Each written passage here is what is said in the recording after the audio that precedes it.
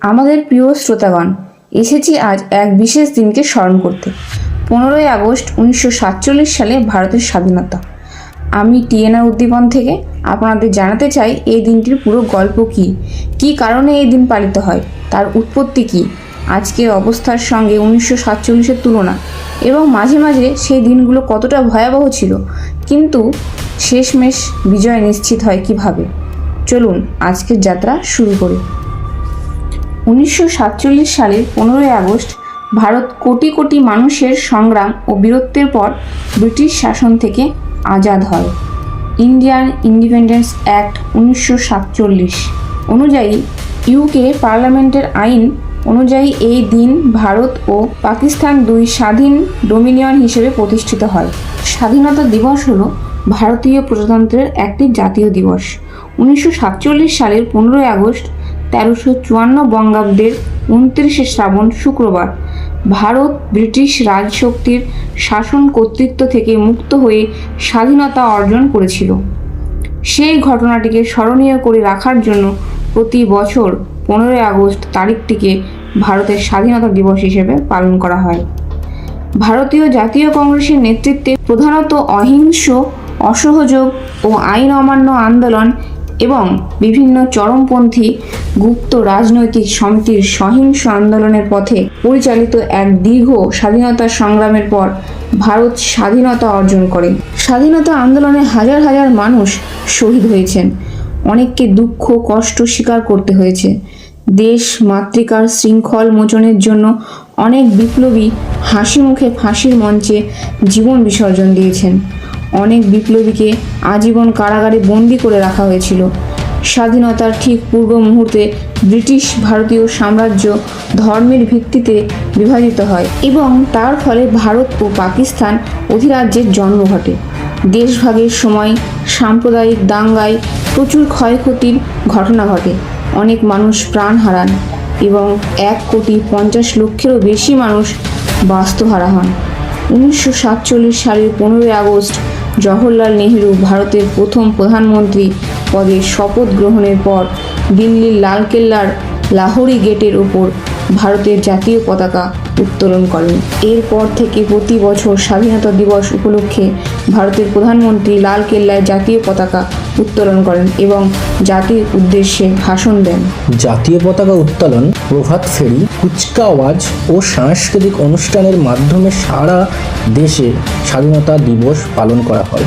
এই দিনে শিক্ষা প্রতিষ্ঠানগুলিতেও অন্যান্য অফিস আদালতে মিষ্টান্ন বিতরণ করা হয়, কিন্তু এটি একটি জাতীয় ছুটির দিন হওয়ার দরুন সর্বত্রই পঠন পাঠন ও কাজকর্ম বন্ধ থাকে।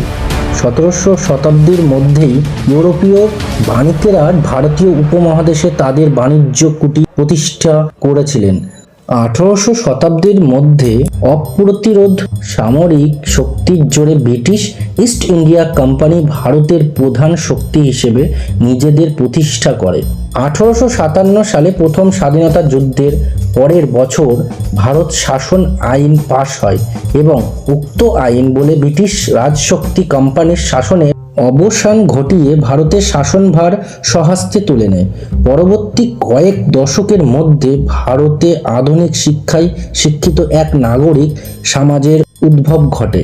এই সময়কার সর্বাপেক্ষা উল্লেখযোগ্য ঘটনাটি হল 1885 সালে বোম্বাইয়ের গোকুল দাস তেজপাল সংস্কৃত কলেজের ভারতীয় জাতীয় কংগ্রেসের প্রতিষ্ঠা। প্রথম বিশ্বযুদ্ধের পর ব্রিটিশ সরকার ভারতীয় প্রশাসন ব্যবস্থার কিছু সংস্কার সাধনের প্রবৃত্তি হয়। মন্টেগু চেমসফোর্ড সংস্কার ছিল এর মধ্যে অন্যতম, কিন্তু সেই সঙ্গে রাউলাট আইনের মতো দমনমূলক আইনও পাশ হয় এবং ভারতীয় স্বাধীনতা সংগ্রামীরা স্বায়ত্ত শাসনের দাবি তোলেন। এই পর্বের গণ অসন্তোষ থেকে মোহনদাস করমচাঁদ গান্ধীর মহাত্মা গান্ধীর নেতৃত্বে অহিংস সহযোগ ও আইন অমান্য আন্দোলন ঘনীভূত হয়। 1930-এর দশকে ব্রিটিশ সরকার ভারতের প্রশাসনিক সংস্কার সংক্রান্ত প্রস্তাবটিকে আইনত বিধিবদ্ধ করে। এই আইনে যে নির্বাচনের ব্যবস্থা করা হয়েছিল সেই নির্বাচনগুলিতে জয়লাভ করে ভারতীয় জাতীয় কংগ্রেস। পরবর্তী দশকটি ছিল রাজনৈতিক অস্থিরতার দশক। দ্বিতীয় বিশ্বযুদ্ধে ভারতের অংশগ্রহণ, শেষবারের জন্য অসহযোগীর পথে কংগ্রেসের আন্দোলন এবং অল ইন্ডিয়া মুসলিম লীগের নেতৃত্বে মুসলিম জাতীয়তাবাদের উত্থানের মতো ঘটনাগুলি এই দশকেই। ক্রমশ বৃদ্ধি পাওয়া রাজনৈতিক উত্তেজনা হ্রাস পায় 1947 সালের স্বাধীনতা অর্জনের সঙ্গে, কিন্তু স্বাধীনতা লাভের আনন্দ বিঘ্নিত হয়েছিল ভারত ও পাকিস্তান রাষ্ট্রের মধ্যে উপমহাদেশ বিভাজিত হওয়ার ঘটনায়।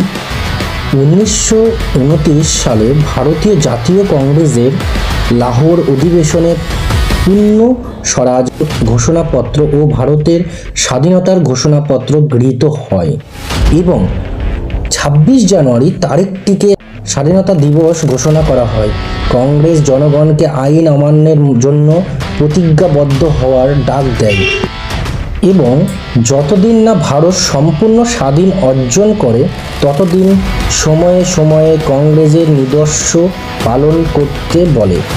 ভারতীয় নাগরিকদের মধ্যে এক জাতীয়তাবাদী অনুভূতি জাগরিত করে তোলার জন্য এবং ব্রিটিশ সরকারকে স্বাধীনতা অনুমোদনে বাধ্য করার জন্য একটি স্বাধীনতা দিবস উদযাপনের সিদ্ধান্ত নেওয়া হয়েছিল।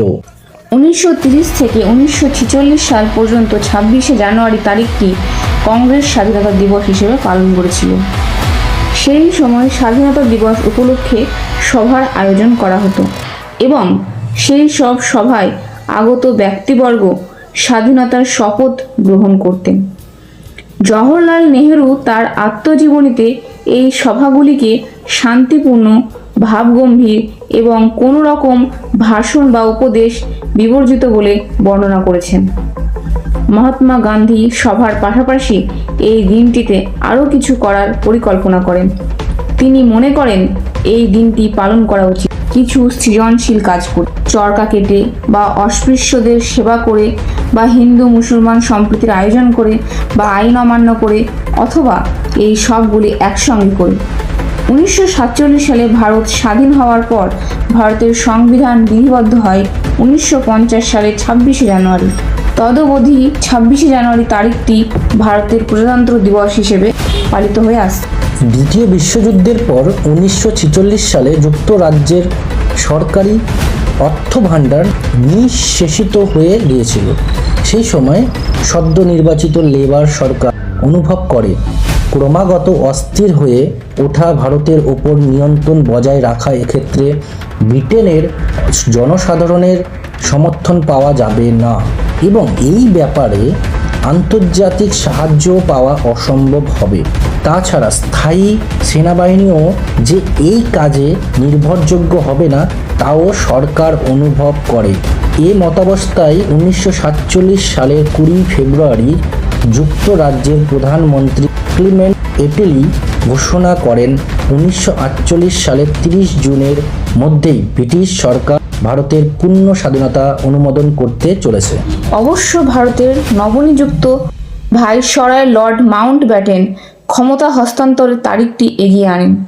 তার আশঙ্কা ছিল কংগ্রেস ও মুসলিম লীগের মধ্যে ক্রমাগত তর্ক বিতর্ক ও বাকবিতণ্ডা অন্তর্বর্তী সরকারের পতনের কারণ হয়ে দাঁড়াতে পারে। তিনি দ্বিতীয় বিশ্বযুদ্ধে জাপানের আত্মসমর্পণের দ্বিতীয় বর্ষপূর্তির তারিখ 15ই আগস্ট দিনটিকে ক্ষমতা হস্তান্তরের তারিখ হিসেবে বেছে নেন। 1947 সালের 3 জুন ব্রিটিশ সরকার ব্রিটিশ ভারতকে দ্বিখণ্ডিত করার সিদ্ধান্ত অনুমোদন করে। সেই সঙ্গে সরকার ঘোষণা করে নবগঠিত দুই রাষ্ট্রকে অধিরাজ্য মর্যাদা দেওয়া হবে এবং ব্রিটিশ কমনওয়েলথ থেকে পৃথক হওয়ার পূর্ণ ক্ষমতা দুটি রাষ্ট্রেরই থাকবে। এরপরই যুক্তরাজ্যের পার্লামেন্ট পাশ হওয়া ভারতীয় স্বাধীনতা আইন 1947-10-11G6C30 অনুসারে ব্রিটিশ ভারত ও পাকিস্তান অধুনা বাংলাদেশ রাষ্ট্রের ভূখণ্ড সহ নামে দুটি স্বাধীন অধিরাজ্যে বিভাজিত হয়। এই আইন কার্যকর হয় 1947 সালের 14 আগস্ট এবং সেই সঙ্গে নবগঠিত দুই রাষ্ট্রের নিজ নিজ গণপরিষদের ওপর সম্পূর্ণ আইন বিভাগীয় কর্তৃত্ব অনুমোদিত হয়। 1946 সালে দ্বিতীয় বিশ্বযুদ্ধের প্রভাবে ব্রিটেনের রাজকোষ শূন্য হয়ে পড়ে। এমতাবস্থায় ব্রিটেনের পক্ষে অভ্যন্তরীণ বা আন্তর্জাতিক কোনো রকম সাহায্য লাভ অসম্ভব হয়ে পড়ে। ব্রিটেনের লেবার সরকার বুঝতে পারেই সেই পরিস্থিতিতে ভারতে ক্রমবর্ধমান রাজনৈতিক অস্থিরতাকে ভারতীয় সেনাবাহিনী হারিয়ে ফেলেছে। তারা ভারতে ব্রিটিশ শাসনের অবসান ঘটানোর সিদ্ধান্ত নেন। 1947 সালের গোড়ার দিকে ব্রিটিশ সরকার ঘোষণা করে দেন যে 1948 সালের জুন মাসের মধ্যে ভারতের শাসন ক্ষমতা হস্তান্তর করা হবে। স্বাধীনতা ঘোষণার সময় যত এগিয়ে আসতে থাকে পাঞ্জাব ও বাংলা প্রদেশের হিন্দু ও মুসলমানদের সাম্প্রদায়িক উত্তেজনা তত বৃদ্ধি পায়। দাঙ্গা রোধে ব্রিটিশ বাহিনীর অক্ষমতার কথা মাথায় রেখে ভারতের তদনীন্তন ভাইসরয় লুইস মাউন্টব্যাটেন ক্ষমতা হস্তান্তরে দিনটি 7 মাস এগিয়ে আনেন।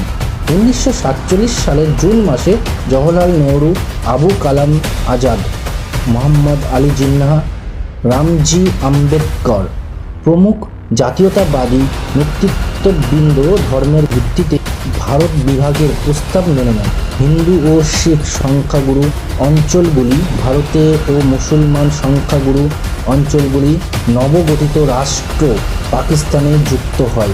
পাঞ্জাব ও বাংলা প্রদেশ দ্বিখণ্ডিত হয়।